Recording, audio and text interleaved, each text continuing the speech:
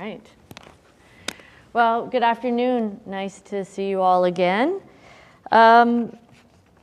So when we talk about, I'm a little bit speechless from this presentation. Thank you so much for that. It's really moving.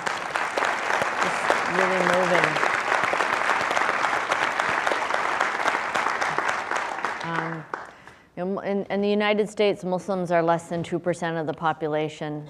There's just no way we can make any progress without allies, without people who are going to speak with us and on behalf of us and to our neighbors. Connecting with people, I really believe, is the most effective way of overcoming the fear that people have of Muslims, but the numbers are very difficult, right? It's just really very difficult, which is one of the reasons why we need allies, we need friends, we need our neighbors to say, hey, I know a Muslim, and they're nothing like what you say. We live in a time, certainly, where there are no naive encounters between Americans and Muslims.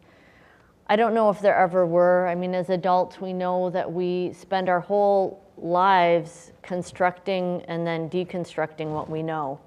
It seems like we grow up and we learn, and we learn so many things, and then we question them and start unlearning them, and it's just this constant process of trying to make some order of the world, and then realizing that our perspective's limited or wrong or skewed.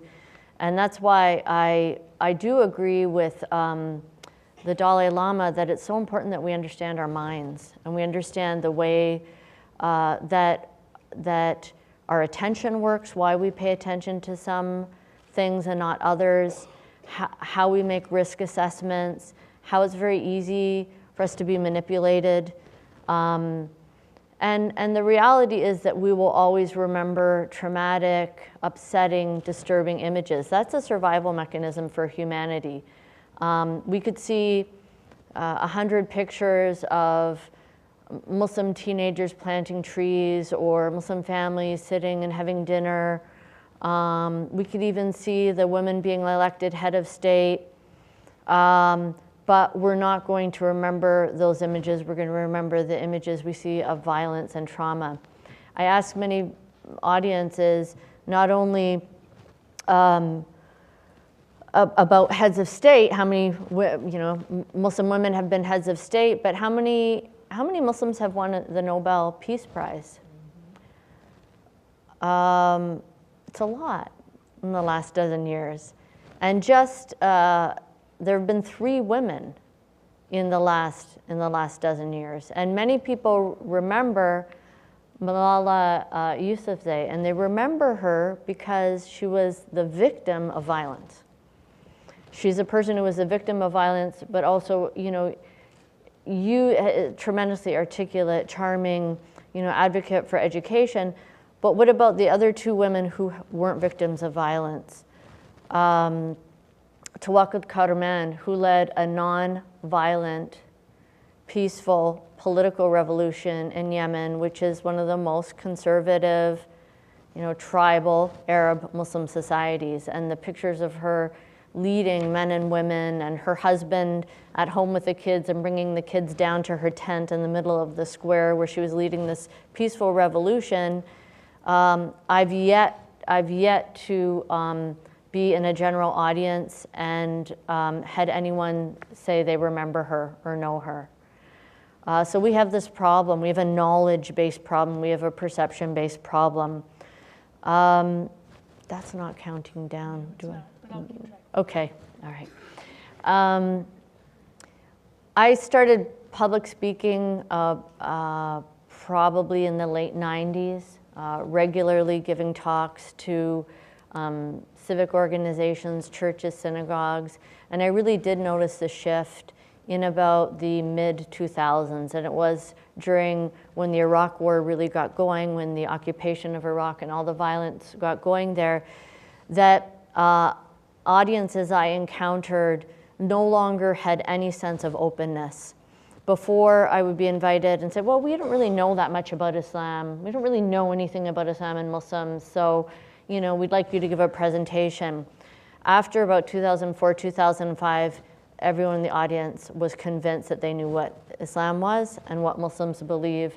And it was, I realized that I couldn't just give information because it was being filtered away from a very strong conviction that they knew what Islam and Muslims were, and it's even more so now. Now the case is, why is that? Again, is it something that's just been happened sort of passively? For many people, for many ordinary Americans, it's the water we're swimming in, right? And it's making people afraid and terrified. So terrified that when I was in the Flint airport a few weeks ago, and when you go to the airport, you have a certain amount of tension, like, oh, I'm gonna get there on time, and the TSA line, and and then you finally get to the gate and you relax, you're sitting there, okay. And as I just got in the gate area, and I relaxed, and I'm pulled out my phone, and I'm scrolling through my emails, and suddenly someone just came right in my face. This woman came in my face and said, "You're being brainwashed. You're being brainwashed. You don't have to wear that. You don't have to wear that." And I was just so shocked. And she was so frantic. She was so upset. She was so nervous. And I just, after I was shocked because it was really out of nowhere.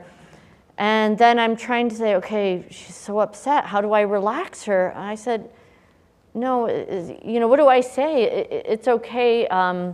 So I'm trying to calm her down, and I stood up so I could talk to her, and she started running away, and I'm like, wait, don't run. Check my website out. IngridMattson.org, MATTS.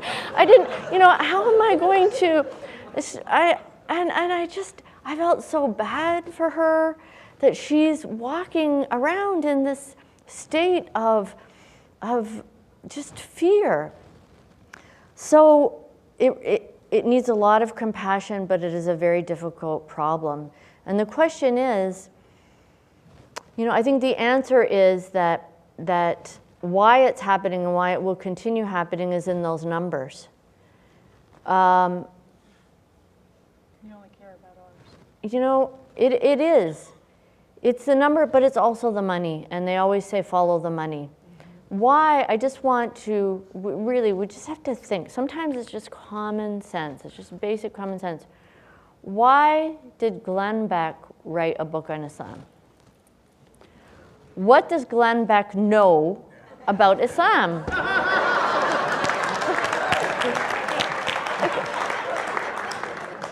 What did he get, And why are people buying his book on Islam? Why would they consider him an authority on Islam? So here we've clearly got some people who are taking advantage of the situation for monetary gain.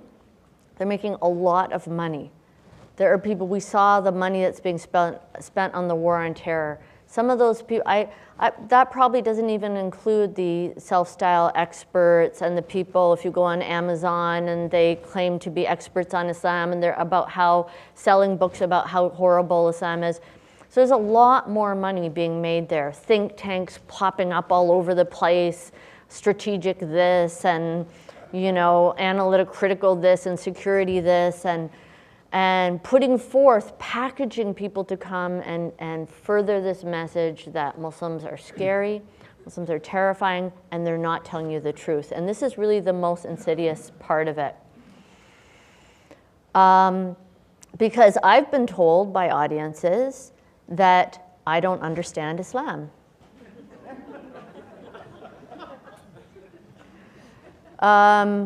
Just think about that for a minute. Or that I'm not telling the truth, right? And there is and I'm going to focus on this because it's really important and it's going around more and more. And it's something I heard, unfortunately, from someone with a religious education in a government-appointed position who, even I always feel like I'm beyond being shocked, but then something else happens and I'm just shocked again, who said to me, okay, you've explained these things. You've written a book on the Quran where you've put the verses about war and peace in context, and you've explained to us certain things about, for example, the moral trajectory of the Quran, how most Muslims don't want to relive the 7th century, but we want to take the values, the principles. Of course, our ritual life is based on the teachings of the Prophet Muhammad, may God's peace and blessings be upon him. But I mean, for the vast majority of us, except for those utopian fundamentalists, we're not interested in, reproducing like some kind of weird, play, the 7th century, right? We want to work towards the increasing liberation of humanity, etc. And he said to me, well, I have to ask you a question. How can we trust anything you say when we know that Muslims have a religious, what did he call it? Like a religious precept that you're supposed to lie about your faith. And he said, it's called taqiyya. So they know nothing except for this thing. So this taqiyya means dissimulation or concealing. And so what he said, and this is an educated person in government position, saying that Muslims are concealing the truth about their religion behind this, which is then, if you look at imagery about Islam and Muslims, it's all about being hidden, right? So I mean, honestly, I'm so tired of voyeuristic metaphors: behind the veil, beneath the veil, unveiling, lifting the veil, peeking behind the veil. What's behind? It's really just so overdone. But you'll see the images. It'll always be someone with a masked face, right? So we don't really know who these are, and this is a very significant, very old accusation about Muslims. So in the time I have, let me just tell you what this means. Muslims, if they are being tortured, if they are being at risk of having their life taken away, it is allowed for them to say, no, I'm not a Muslim. How do we know this? Where did this happen? I mentioned this morning about Ammar, Sumayya, and Yasir. Ammar and Sumayya, slaves in Mecca who were tortured unto death, Sumayya being sexually violated in the torture before being killed for being a believer in Mecca. Their son, Ammar, was tortured with them and watched this happen to his father and to his mother. And the torturers said to him, renounce your faith, renounce God, and we'll let you free. And the trauma and the terror of what was happening to him made him, at that point, renounce God. And he went to the Prophet Muhammad crying, weeping. He said, I've been ruined, absolutely ruined. And he explained what happened. And the Prophet Muhammad, may God's peace and blessings be upon him, said, if they come to you again, say the same thing. Because God knows what's in your heart. And he was not in a state where he should lose his life in this horrible way for this. So, I think the beginning of perhaps a truly fascist state, in the sense of, well, a totalitarian state in the modern world, I think the seeds of it really came in under the Inquisition in Spain. When it wasn't enough for the Jews and the Muslims to, under threat of force and persecution and torture or being banned, when they gave up their faith and they said, we're Christians. Because the Inquisition said, no, they aren't really and honed all of the instruments of torture and terror to try to find out what they really were. And is this how we'll find out who's a Muslim when we decide to ban Muslims from the United States? I don't know.